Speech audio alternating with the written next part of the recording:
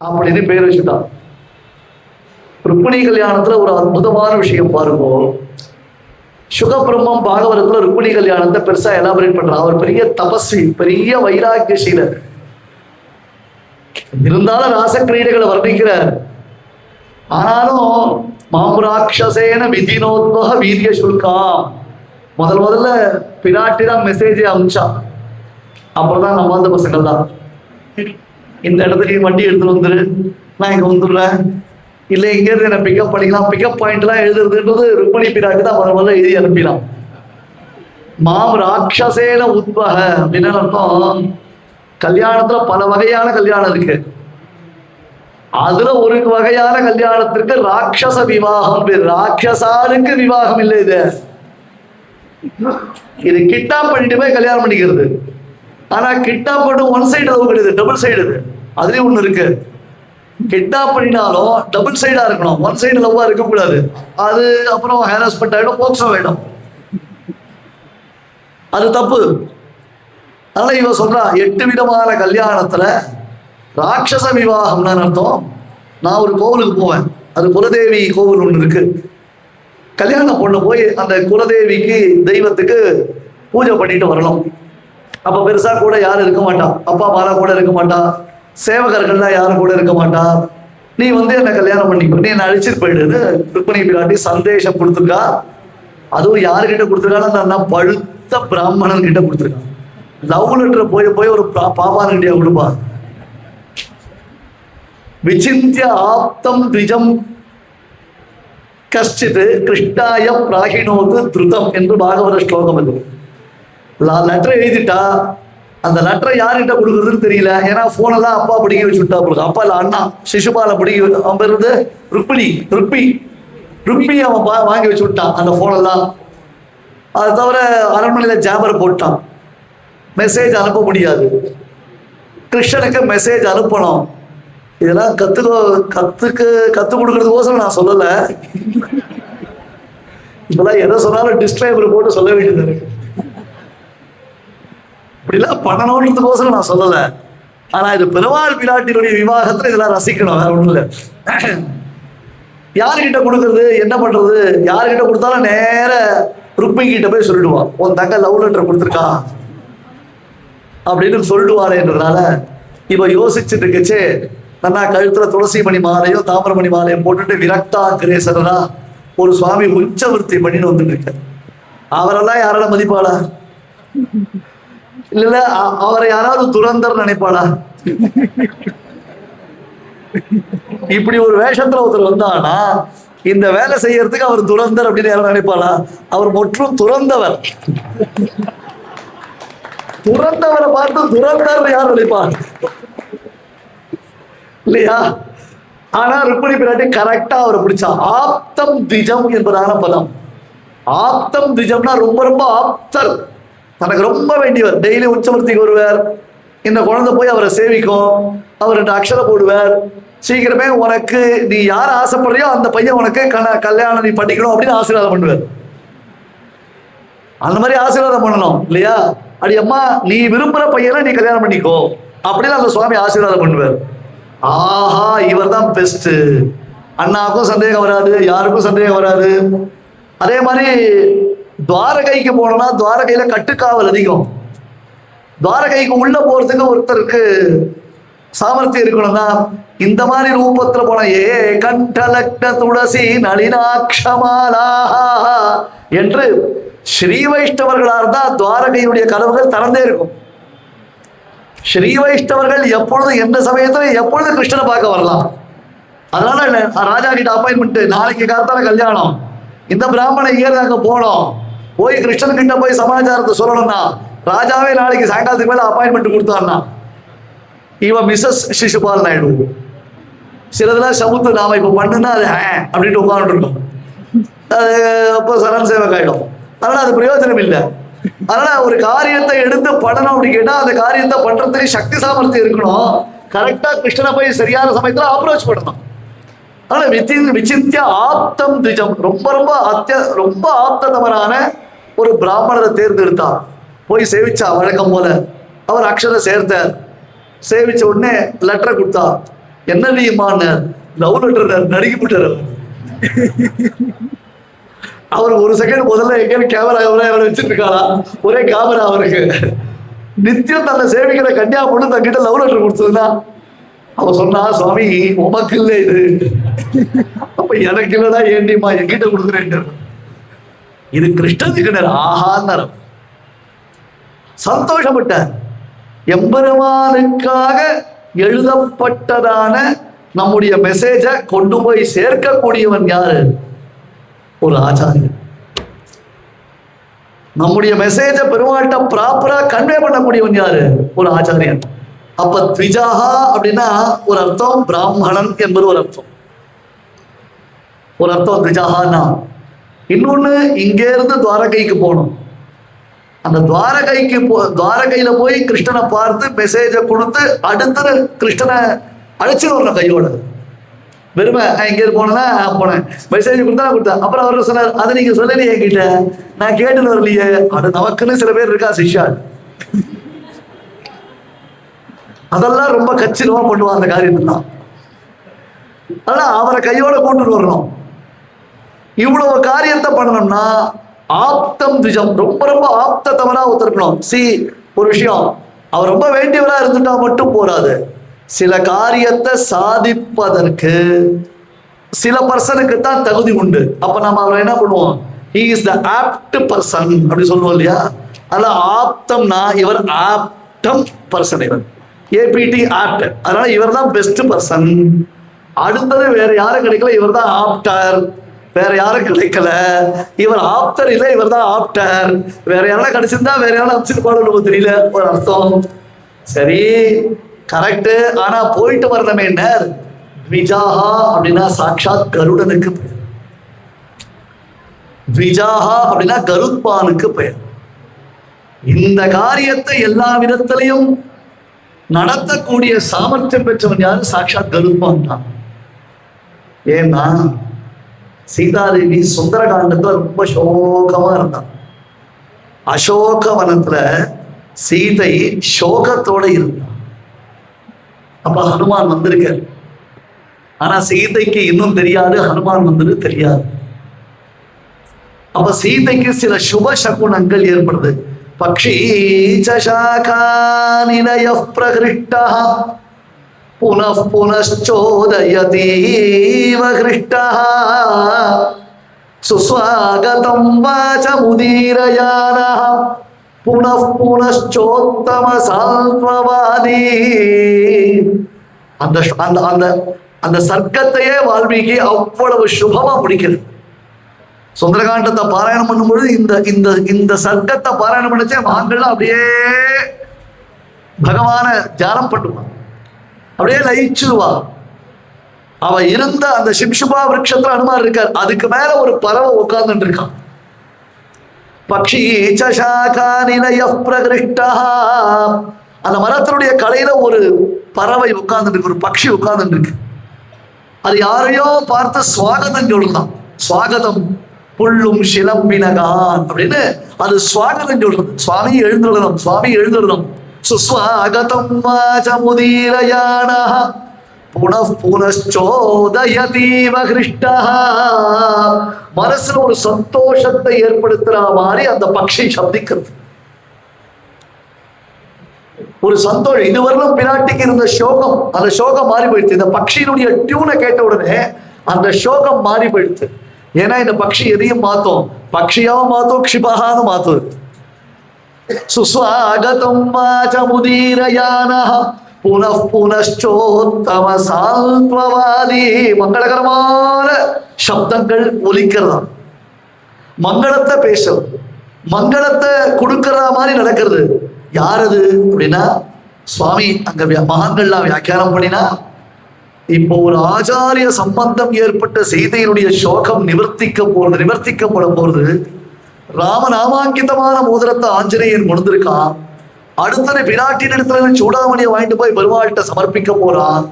அந்த ஆச்சாரியனுடைய சம்பந்தத்தினால சீதையினால ஜீவாத்மாவுக்கு பரம சௌபாகிய சித்தி ஏற்பட போறது என்பதை வேதஸ்வரூபனான கருடன் சப்தித்து ஒரு சுபமான மங்களத்வனியை உண்டு பண்ணுகிறான் என்று வியாக்கியானம் பண்ண.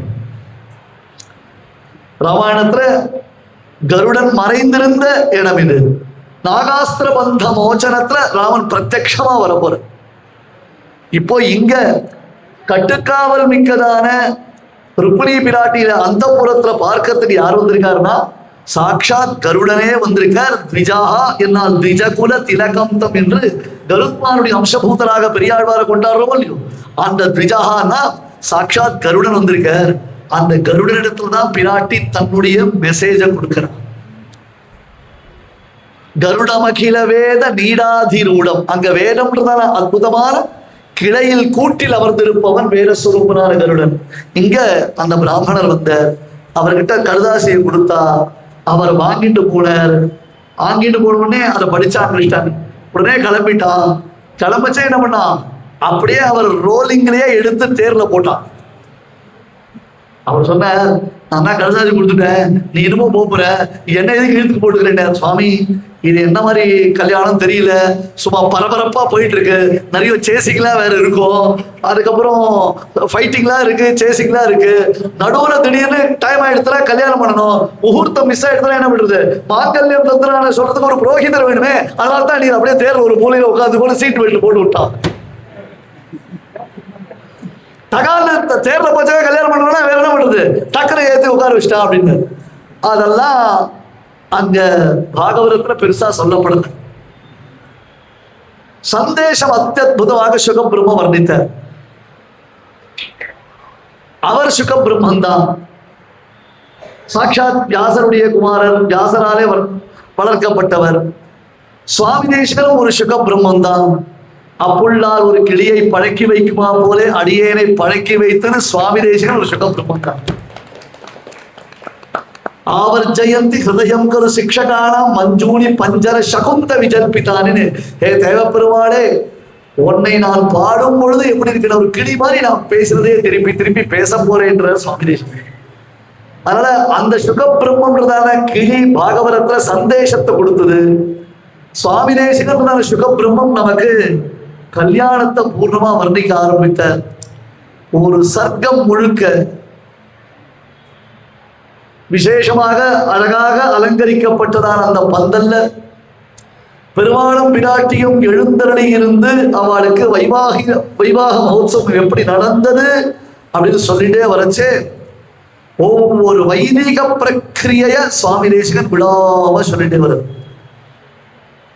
என்னவோ சொல்றீங்களே, என்னதுக்கு பேரு குல்தியா, என்னது பல்டியா, ஹல்தி ஹல்தி, பாத்தீங்களா, இது கூட எனக்கு தெரியல.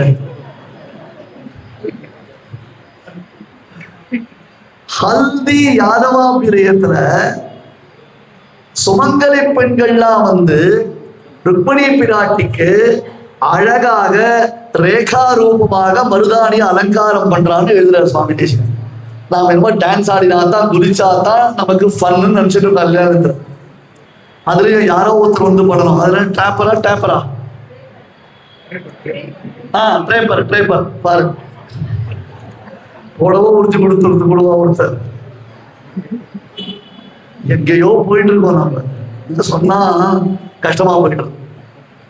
அழகான சுமங்கல ஸ்திரீகள்லாம் வந்து பிராட்டிக்கு ஆரத்தி எடுக்கிறாளாம், அவளுக்கு மங்களஸ்தானம் பண்ணி வைக்கிறான். பரம சௌபாக்கியமான ஆபரணங்களை அவளுக்கு பிராட்டிக்கு அவர்கள் அணிவிக்கிறார்கள். நல்ல நிறுத்த கீத வாத்திய விசேஷங்களோட அவளை அழைச்சிட்டு வரா பிராட்டிய. தங்க பூண்கள் போடப்பட்டதான கொம்புகளை உடைய வாத்தியங்களை வாசிக்கிறாளாம், பேரி தாளனம் பண்றாளாம். பெருமாளுக்கும் அதே மாதிரி அலங்காரம். பெருமாளுடைய தோழர்கள்லாம் வந்திருக்கா, அவ எல்லாரும் உற்சாகமா கிருஷ்ணனுடைய கல்யாண உற்சவத்தை கொண்டாடிட்டு இருக்கா. அங்க வந்து உட்கார்ந்து மங்களசூத்திரத்தை கையில எடுத்த உடனே மங்களசூத்திரத்தை கட்டுறோம்னா மங்களசூத்திரத்தை என்னன்னு சொல்லி கட்டுறது? நாமெல்லாம் கல்யாணம் பண்ணிக்கச்சே மம ஜீவன ஏத்துனான்னு சொல்லுவோம். ஏண்டியம்மா உங்க இடத்துல திருமங்கல்யம் இருக்கிறதுக்கு காரணம் நான் உசுரோடு இருக்கேன்றதுல அடையாளம்னு நாம சொல்லுவோம். அவ தம்பதி, சேஷி தம்பதி, சரண்ய தம்பதி, திவ்ய தம்பதின்னு அந்த பிராட்டியும் பெருமாளும் சேர்ந்து நமக்கு எல்லா விதத்திலையும் தம்பதி தெய்வத்தம் நகான்னு இருக்கா இல்லையா? அதனால பெருமாள் அந்த கையில அந்த மந்திர சூத்திரத்தை எடுத்துட்டார். என்ன மந்திரம் சொல்றது? மம ஜீவன கேத்துனான்னு சொன்னா அது சுவாரஸ்யப்படாது இல்லையா? இப்ப இந்த மங்களசூத்திரத்தை பிராட்டி கழுத்துல நான் கட்டுறேன்னா எதுக்காக? ஜெகஜீவன ஹேதுனா அப்படின்னு. நாம 2 பேருக்கும் இப்ப கல்யாணம் நடக்கிறது நம்ம 2 பேருக்கும்னா அது லோகக்ஷேமத்துக்கான காரியம். இந்த உலகம் எல்லாம் வாழ்ந்து போவதற்காக ஏற்பட்டதான காரியம்னு ஆச்சு. மங்களசூத்திரம் கட்டின உடனே தேசிகன் லாஜஹோமத்தை ஆச்சரியமா வர்ணிக்க. லாஜஹோமம்னா, லாஜம்னா பொறியிடுறதுன்னு பேர். ராமாயணத்துல ஜனகருக்கு பிராட்டி ஆவிர் பவித்தாள் பூமியிலிருந்து. சீதா லாங்கல பத்ததின்னு அதை உழைச்சே பிராட்டி கிடைச்சுட்டார்.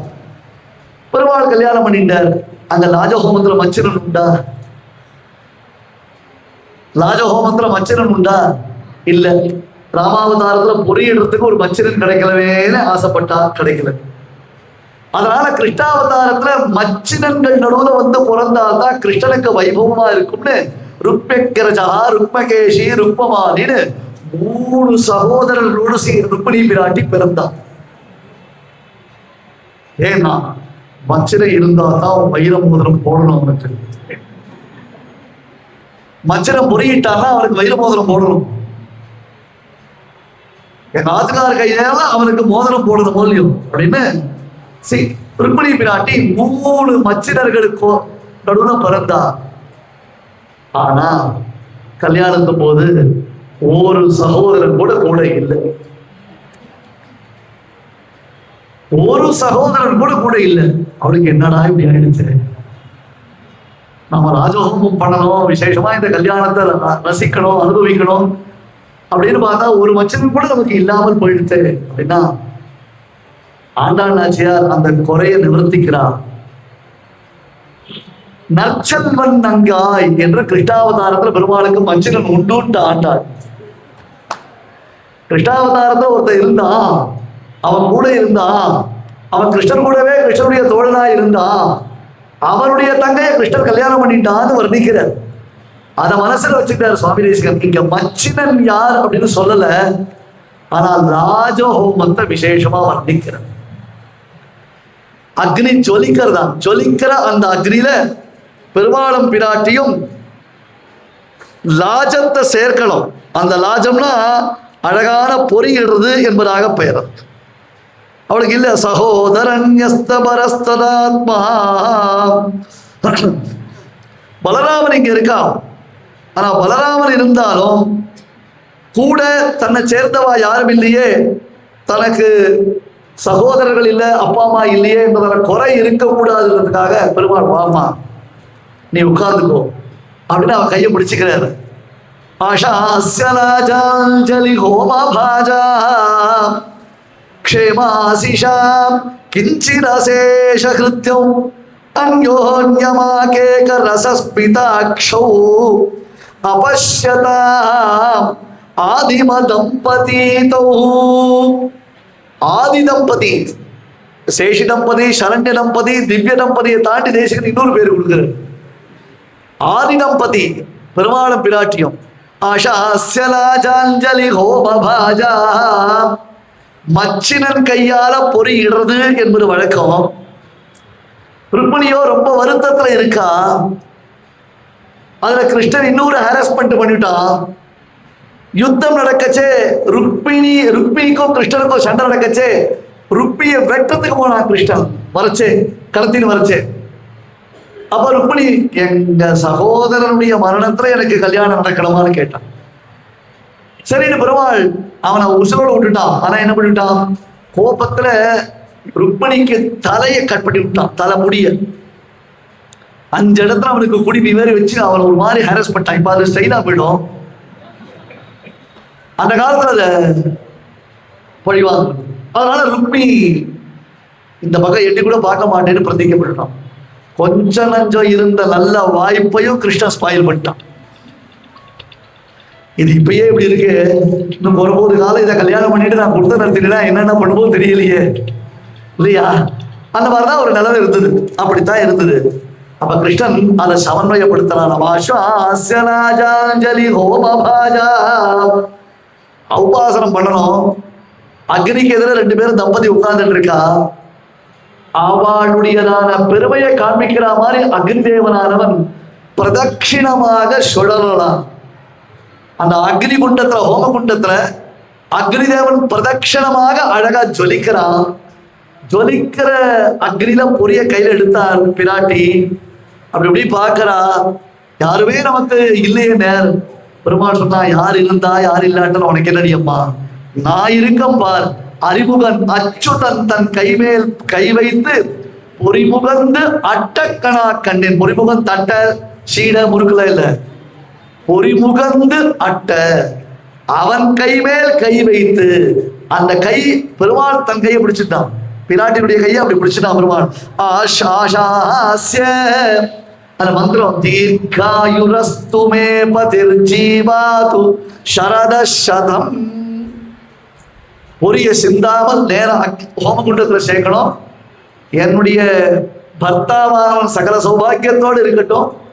தீர்காயுரஸ்து மேபதி, என்னுடைய பதிக்கு தீர்காயுரஸ்தானது உண்டாகட்டும்னு மனசோல பிரார்த்திச்சுன்னு சேர்க்கணும். அந்த பிராட்டி அப்படி சேர்க்கச்சே அப்படி பெருமாளை பார்க்கிறான்.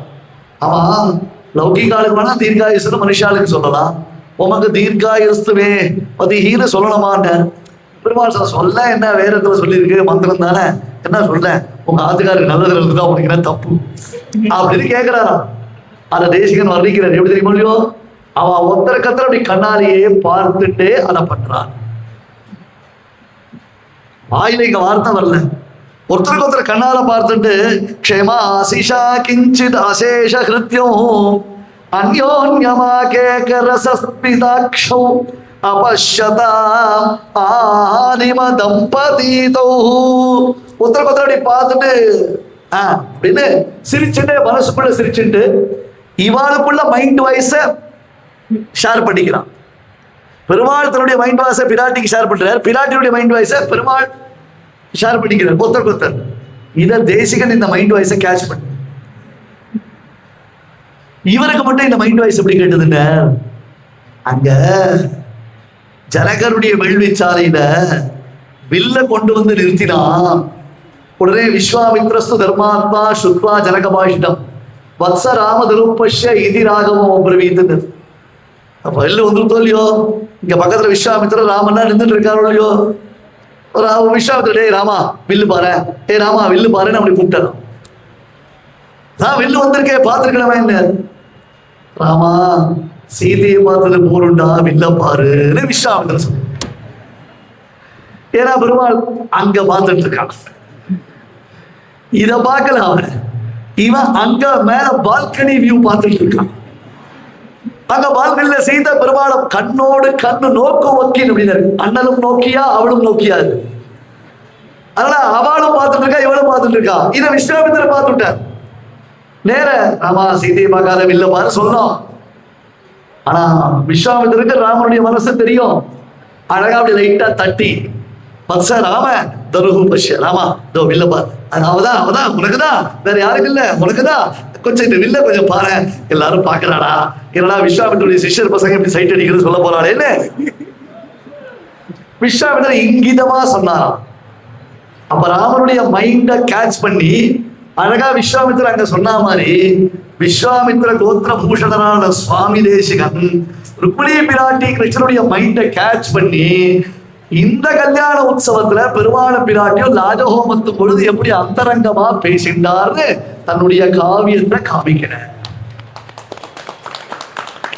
அதுதான் விஷயம், அதுதான் சுவாமி தேசியுடைய யுனிக் ஸ்டைல். இதெல்லாம் யாதவா பிரியத்தம் முழுக்க அப்படியே அந்த 2600 ஸ்லோகம் அதை அப்படியே சேவிச்சுட்டே போனா தான் ஆனந்தமா இருக்கும். அது வெறும் சொன்னா அது போராது, போரட்டு தானே அமையாதோன்ற மாதிரி அப்பேற்பட்ட ஒரு வைபவத்தோடு இன்னைக்கு வைதிகஷியோட ஒரு பத்ததியோட பெருமாளந்தாயாரும் பிரதட்சிணம் பண்ணி சப்தபதி லாஜஹோமம் பண்ணியிருக்கா. ஏக விஷய விஷ்ணுஸ்வான் வேதுத்தே ஊர்ஜே த்ரீனிவிரதா என்றதாக ஒவ்வொரு அடியிலையும் விஷ்ணு ரட்சிக்கணும் தான். அது விஷ்ணு ரட்சிக்கணும்னா விஷ்ணு தான் முன்னாடி போயிட்டு இருக்கார், பின்னாடி பெருமாள் வந்துருக்காரு. அதை ஒன்று கவனிச்சிக்கலாம் நீங்க. நம்ம ஸ்ரீபாலன் தொங்கிகள் ரொம்ப அழகா எழுத பண்ணான். ஸ்ரீபாலன் தாங்கி இல்லை, ஸ்ரீபாலன் தொங்கி தான். ஏன்னா என்ன அப்படி கேட்டா, புருஷன் குனிந்து பத்னியினுடையதான பாதத்தை பிடிச்சிட்டு ஒவ்வொரு அடியா எடுத்து வைக்கணும்னு இந்த சப்தபதியை தேசியம் ரொம்ப விசேஷமா வர்ணிக்கிறார். பெருமாள் ஏழை பண்றவாதான் குடிஞ்சு குடிஞ்சு ரொம்ப கஷ்டப்பட்டு ஏழை பண்ணி வந்தா. நீங்க யோசிச்சிங்களா? தலைவர் ஏழை பண்றதா கம்பீரமா அப்படி நின்றுட்டே வந்தான். சப்தபதி லட்சணம் வேணுமோ அதே லட்சணத்தை தான் ஏழை பண்ணி வந்தான். அதனால அத பெருமாள் அர்ச்சாவதாரத்திலயும் அதுக்கு ஏத்த மாதிரி ஸ்ரீபாதம் தாங்கி செட் பண்ணிட்டாரு. பசங்களா இது குடிச்சுதான் தான் போகணும், நம்ம வேற வழி இல்லை, அப்படிதான் தான் வரணும் அப்படின்ற மாதிரி அதை அழகா எழுதுப்பட்டது அமைஞ்சது. அது நடக்கிறது. இப்ப இந்த ஒரு விசேஷத்தை நாமெல்லாம் அனுபவிக்கிறோம். இப்ப மேல அக்ஷர ஆசீர்வாதம் ஆகும். அக்ஷர ஆசீர்வாதம் கல்யாணம் ஆயிடுது. கல்யாணம் ஆன உடனே வெறும் அக்ஷரை மட்டும் சேர்த்தா ஆசீர்வாதம் சரியா இருக்குமா? அதனால நம்ம சம்பத் மாமா தட்டு கூட்டுருவார். சத்தம் போடாம தட்டுல நீங்க பெருமாளுக்கு இந்த திருக்கல்யாண உற்சவத்துக்கு என்ன சேர்க்கணுமோ அதை சேர்த்திருக்கோம். அந்த தட்டு வரைச்சே பெருமாளுக்கு கைங்கரியத்திற்கு அவருடைய திருக்கல்யாண உற்சவத்துல என்ன சேர்க்கணுமோ அதை சேர்த்திருக்கோம். அதை முடிஞ்ச உடனே அடுத்து சாத்துவர பிரசாதங்கள் விநியோகம். சாயங்காலம் 5 மணிக்கு இன்னும் 2 சர்க்கம் 3 சர்க்கமா இன்னும் 3 சர்க்கம். சாயங்காலம் 5 மணிக்கு 3 சர்க்கம் பாராயணம் இருக்கு. அதை தொடர்ந்து விஷ்ணு பெருமாளம் தாயாரும் ஊஞ்சல் ஆனோடனே ஊஞ்சலையே விஷ்ணு சகஸ்ரநாம பாராயணம். உடனே உபன்யாசங்கள் வரிசையா காரியக்கிரமங்கள் இருக்கு. அவசியம் எல்லாரும் கலந்துக்கணும். நாளைக்கு விசேஷமான திருமஞ்சனத்தோட பெருமாளுக்கு வேதாந்த வேத்தியன் பட்டாபிஷேகம். அந்த விசேஷங்கள் எல்லாம் சாயங்காலம் சொல்றோம். சாயங்காலம் அமோக சக்கரவர்த்தி சுவாமியுடைய உபன்யாசம்.